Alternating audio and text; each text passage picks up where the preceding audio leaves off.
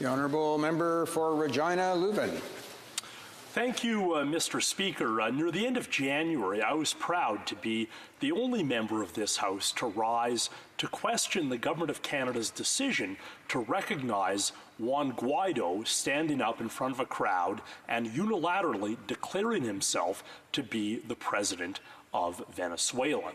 That's the question that prompts this evening's adjournment debate.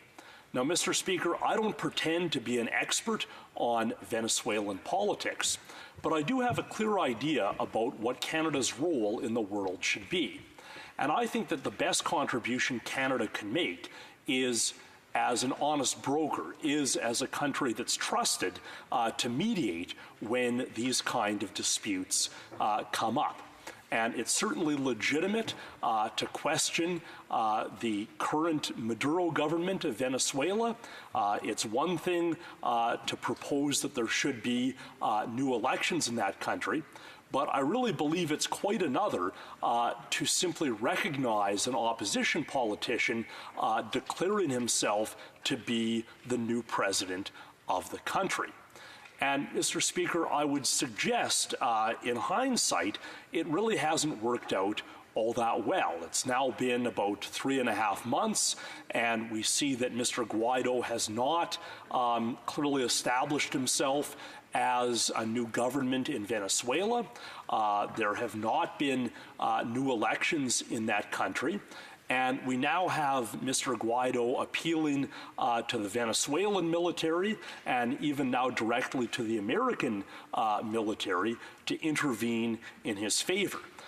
So it seems that concerns about a coup or armed conflict are really starting to materialize. So I don't have a lengthy speech to give about this, but I really hope that the parliamentary secretary can provide this House with a bit of an update on what the government's plan is now. It's been weeks and months since the Canadian government agreed to recognize Mr. Guaidó, and it doesn't seem as though the goals of that policy have been achieved. I think the only real consequence of the Government of Canada jumping the gun in that fashion is that it's now very difficult for our country to play any kind of constructive role, to participate as an honest broker, or to be seen as any kind of mediator in Venezuela. So I'm hoping, Mr. Speaker, that the parliamentary secretary can give us a bit of an update and a bit of an explanation of what the Government of Canada's plan is for Venezuela going forward. Thank you. The Honourable Parliamentary Secretary to the Minister of Foreign Affairs. Thank you, Mr. Speaker. And I want to thank the member for Regina, Lewvan, for his question regarding Venezuela, and particularly for Canada's work, which is ongoing and multilaterally done with the Lima Group. Venezuelans continue to take to the streets demonstrating their desire for a return to democracy, even in the face of a violent crackdown. Canada commends their courage, and without any apology, we continue to call on the Maduro regime to step aside now and allow for peaceful end to the crisis in line with the Venezuelan Constitution. It's time for Venezuela, in line with its own laws, to return to democracy. On January 23rd, Canada, along with several members in the international community, took the significant step of recognizing Juan Guaidó as the interim president of Venezuela, supporting his commitment to lead Venezuela towards free and fair presidential elections. We did that because we believe so strongly in democracy and in the democratic right of Venezuelans to choose their own government.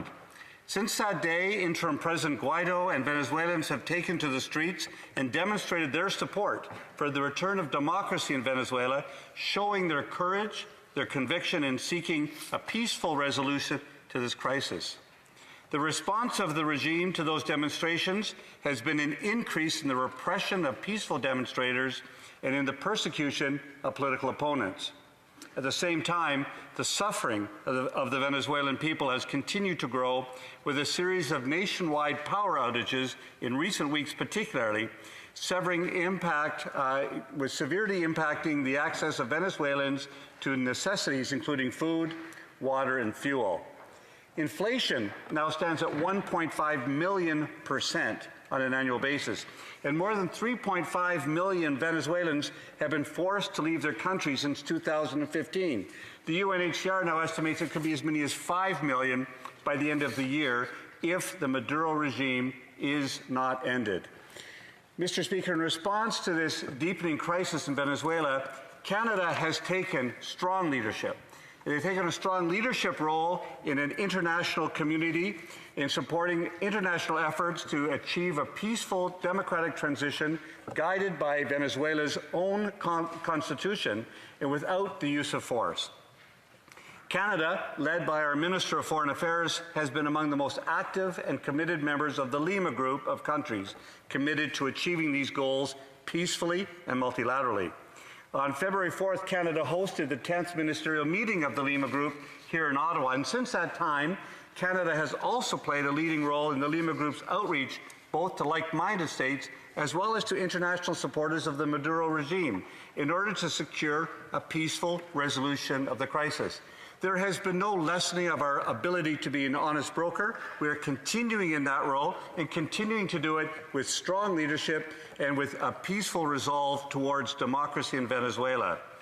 Canada and its Lima Group partners have repeatedly called upon the regime to allow the entrance of international humanitarian assistance to stop this crisis.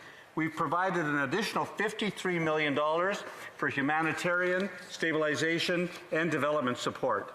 That brings our contribution to a world leader in this issue, and we will focus on the basic needs of those most affected, migrants and refugees who have fled to neighboring countries. Mr. Speaker, we have continued to take these strong measures. We will continue to work multilaterally, and we will continue to support the Venezuelan people towards freedom and democracy. Thank you. Honourable Member for Regina Lewvan. Well, thank you, Mr. Speaker. I want to thank the Parliamentary Secretary and also to congratulate him on his relatively recent appointment as a Parliamentary Secretary. I believe this might be his very first adjournment debate, so I'd like to welcome him to the Late Show. I believe the presentation that he provided might have been compelling back in January when the Government of Canada first decided to recognize Juan Guaidó as President of Venezuela. However, I don't think it addresses how things have unfolded since then. This idea of Mr. Guaidó as an interim president who's going to hold new elections, I think conflicts with the fact that 3.5 months have gone by.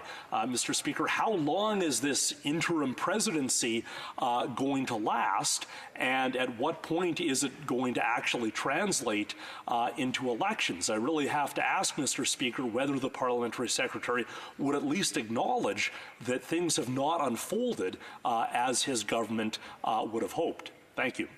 The Honourable Parliamentary Secretary to the Minister of Foreign Affairs. Thank you very much, Mr. Speaker. And I think if there's one thing that the member from the CCF knows is that good things take time to accomplish. And it is very much this government's resolve, its steady leadership, and standing in solidarity with the people of Venezuela that we will continue, and I invite him to stand in solidarity with them as well. We commend them for their courage and reiterate our own unwavering commitment to the universal principles of democracy, rule of law, and human rights. We're building a consensus. Now, some 23 countries have endorsed the Ottawa Declaration for Venezuela, and Canada is actively engaged in outreach to international partners across the political spectrum. Canada and our partners in the international community, including the Lima Group, must be resolute in our efforts to support Guaidó and the legitimate authorities in Venezuela, as well as to assist the people of Venezuela, both in their home country and in host states who are welcoming refugees. At the same time, we must be prepared to support Venezuela's return to democracy and development through an eventual transition in order to ensure that peace and prosperity are sustainably restored. Thank you very much.